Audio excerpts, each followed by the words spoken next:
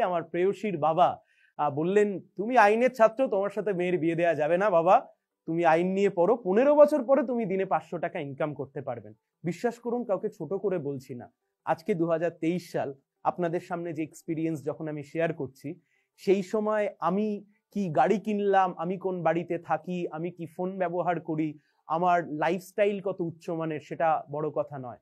বড় কথা হলো এটাই, সেই আমি আজকের দিনে 30 জন বাচ্চা, 30 জন শিশু, তাদের যে পড়াশোনা করানোর যে দায়িত্ব, যাতে তারা না স্কুল থেকে ড্রপ আউট হয়ে যায়, যাতে তারা না স্কুল থেকে ড্রপ আউট হয়ে গিয়ে তারা শিশু শ্রমিকে পরিণত হয় বা কারুর বাল্যবিবাহ হয়ে যায়, সেই জন্য 30 থেকে 31 জন শিশুর পড়াশোনার দায়িত্ব আমি নিজে বহন করি।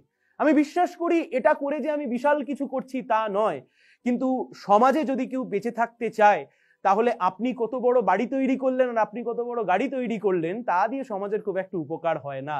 সমাজে যদি আপনাকে টিকে থাকতে হয়, তাহলে সমাজের জন্য আপনি কি করে যেতে পারলেন, আগামী ভবিষ্যৎ প্রজন্মের জন্য আপনি কি করে যেতে পারলেন, সেটা অনেক বেশি প্রয়োজনীয়।